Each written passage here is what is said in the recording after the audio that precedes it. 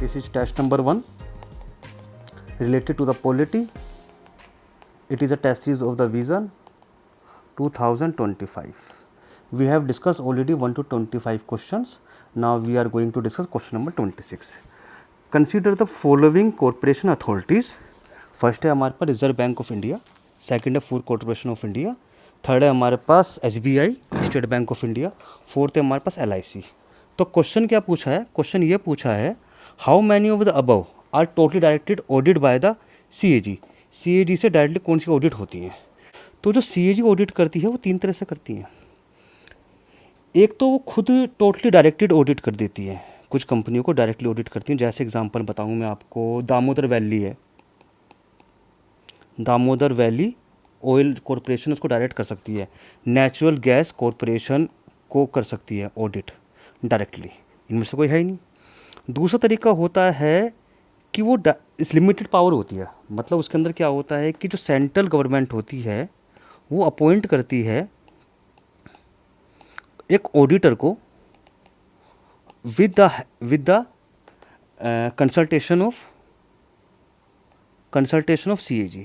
तो CAG consultation के साथ में सेंट्रल गवर्नमेंट ऑडिटर को नियुक्त करती है. वो कुछ करते हैं जैसे सेंटर वेयर हाउस हो गया, इंडस्ट्रियल फाइनेंस कॉरपोरेशन हो गया, उनके लिए. एक होता है हमारे पास थर्ड, एक तरह से जो private auditor, direct private auditor करते हैं इसके अंदर. ठीक है, उसमें रिजर्व बैंक ऑफ इंडिया को जैसे करना, फूड कॉर्पोरेशन ऑफ इंडिया करना, स्टेट बैंक ऑफ इंडिया करना और LIC करना, ये सारे हमारे पार्ट नंबर 3 में आते हैं जिसमें प्राइवेट ऑडिटर होता है directly. It is subject to the private audits. In this case the CAG are not in the picture of at all. Okay, तो उसका आंसर है हमारे पास D. ये क्वेश्चन मैं पहले ही बता चुका हूँ. तो हमारे पास समझ में आ गया CAG जो है हमारे पास 3 तरह से काम करता है. CAG ऑडिट करता है डायरेक्टली. कुछ कंपनी ऐसी है जिसमें डायरेक्ट ऑडिट कर सकता है, नाम है उसका Damodar valley corporation, oil and natural gas corporation. एक होता है कि सेंट्रल गवर्नमेंट हमारे पास ऑडिटर नियुक्त करती है with the consultation of the CAG. उसमें जो करते हैं for example central warehouse corporation है, इंडस्ट्रियल फाइनेंस कॉरपोरेशन है. और एक क्या होते हैं जिसके अंदर CAG कोई पिक्चर ही नहीं होती, CAG इसमें होता ही नहीं, subject to the only private audits. जैसे SBI है, फूड कॉर्पोरेशन ऑफ इंडिया है, रिजर्व बैंक ऑफ इंडिया है, ठीक है, LIC है, वो इसके अंदर है. तो उसका आंसर हो गया D. आगे बढ़ें. क्वेश्चन नंबर 27 डायरेक्ट याद करने का क्वेश्चन है. ये कह रहे हैं कि इन इवेंटों को साथ में लगाओ. Goa was confirmed full state hold, creation of the state of Haryana, inclusion of state of Sikkim in the Indian union and formation of the state of Nagaland. ठीक है, अगर आप इस क्वेश्चन को देखोगे तो हमारे पास नागालैंड बना था पहले, फिर हमारे पास हरियाणा बना था, फिर हमारे पास सिक्किम का आया था, और फोर्थ हमारे पास जो लास्ट में मिला था वो स्टेट हुड जो गोवा को वो मिला था तो लास्ट में. तो आंसर इसका B. अब ये क्वेश्चन डायरेक्ट याद करने का भाई, डायरेक्ट ही रीड करने का क्वेश्चन, इसमें कुछ नहीं कर सकता. ठीक है जी. क्वेश्चन नंबर 28 पे चलते हैं. Consider the following statement with the reference the post independence recognition of state. कह रहे हैं कि पोस्ट इंडिपेंडेंस के बाद जो रिकॉग्निशन ऑफ स्टेट हुआ था उसके बारे में क्वेश्चन है हमारे पास. पहला है state recognition commission accepted the theory of the 1 language and 1 state. गलत है. 3 मेंबर कमेटी बनी थी 1953 के अंदर. उस कमेटी के अंदर हमारे पास Fazal Ali was the head of the committee. इसके अंदर डायरेक्टली उन्होंने बोल दिया था कि भाई they reject the theory of the 1 language and 1 state. तो ये पहला गलत हो गया हमारे पास.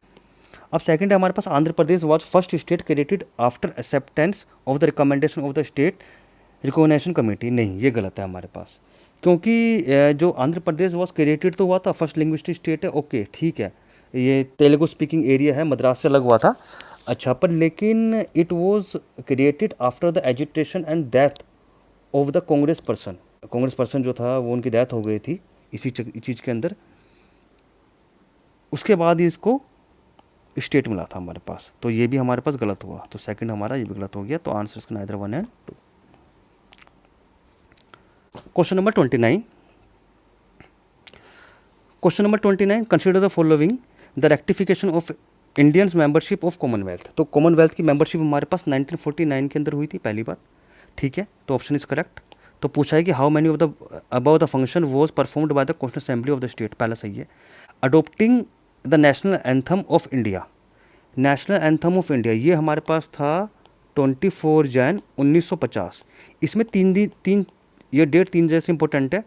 नेशनल एंथम एक्सेप्टेड हुआ था, नेशनल सॉन्ग एक्सेप्टेड हुआ था, और हमारे doctor Rajendra Prasad was first president of the India नियुक्त हुए थे। ठीक है, doctor Rajendra Prasad was the first president of the India.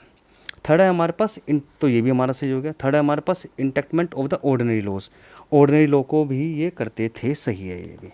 अच्छा, एक बात इसके अंदर मैं बताना चाह रहा था, कॉन्स्टिट्यूशन असेंबली हमारे पास दो तरह से मतलब परफॉर्म करती थी, जब ये ऑर्डिनरी लॉ बनाते थे और जब ये कॉन्स्टिट्यूशन के बारे में बात करते थे।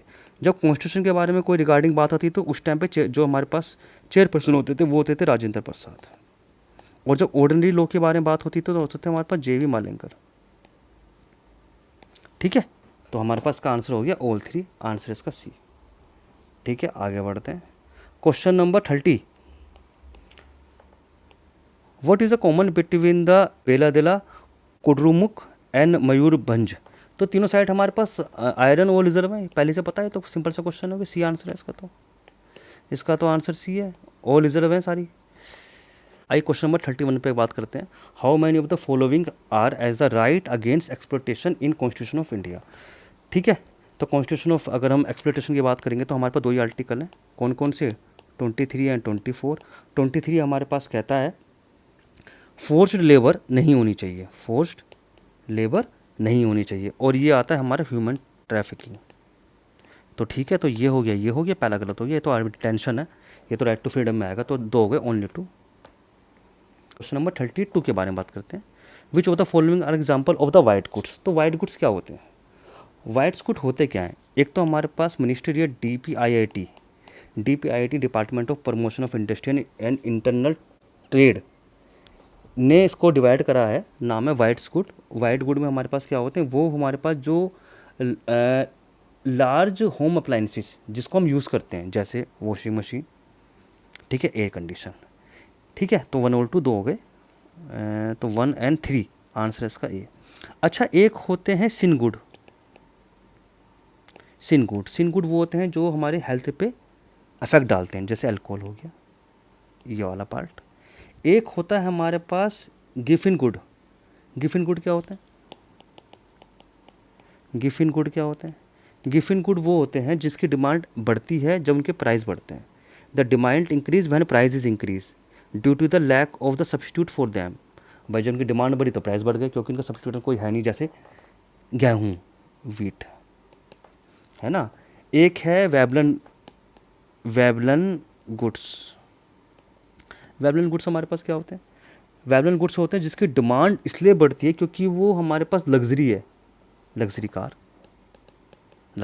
तो इसका आंसर मतलब इसने पूछा था वाइट गुड्स, तो वाइट गुड हमारे पास वो चीज़ है, अप्लायंसेस जो हम घर में यूज़ करते हैं, वॉशिंग मशीन और AC में आ जाएगा। ठीक है जी, चलिए क्वेश्चन नंबर करते हैं हम 33। Consider the following statement regarding the recognisation of the state. Recognisation of state के बारे में बात करते हैं। An Indian territory can be ceded to foreigner country by the constitution amendment. सही बात है, इंडियन टेरिटरी किसी टेरिटरी को ले सकती है और दे भी सकती है अंडर आर्टिकल नंबर 368 इसमें लगाना पड़ता है।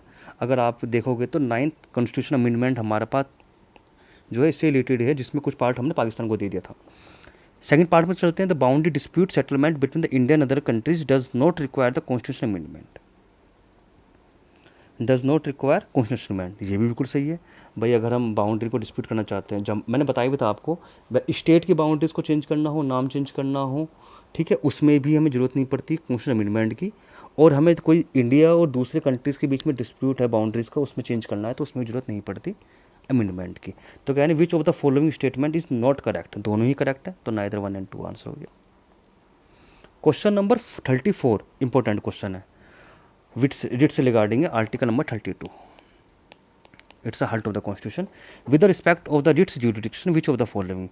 The writs of the habeas corpus cannot issued against the private individual. गलत है, प्राइवेट भी कर सकता है और पब्लिक इंडिविजुअल दोनों के ही खिलाफ रिट्स हम हैबियस कॉर्पस लगा सकते हैं। तो पहला तो हमारा गलती हो गया।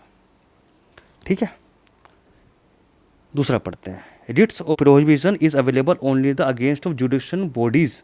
गलत है, ओनली नहीं है, जुडिशियल और क्वासी जुडिशरी। दोनों के लिए वैलिड है, तो ये भी गलत है। तीसरा है the writs of the quo warranto can be सोर्स even by the non aggrieved person, ये बिल्कुल सही है, तो आंसर हुआ इसका 1। 35 पे चलते हैं। 35 consider the following features, single citizenship, return constitution, integrity judiciary, rigidity of constitution. How many of the following the federal features, federal features कौन से, फेडरल फीचर्स क्या होते हैं, the power divided between the state. तो single citizenship तो ये तो unitary हो गई, तो ये तो गलत हो गया। रिटर्न कॉन्स्टिट्यूशन है क्योंकि इसमें लिखा गया कि भाई division of the power. Integrity judiciary also part of the unitary features है, तो ये भी गलत है। And rigidity of the constitution ये है, तो 1 and 2 ओनली 2 आंसर। ठीक है, 35 क्वेश्चन हो गए हमारे पास। क्वेश्चन नंबर 36 बाद में करेंगे।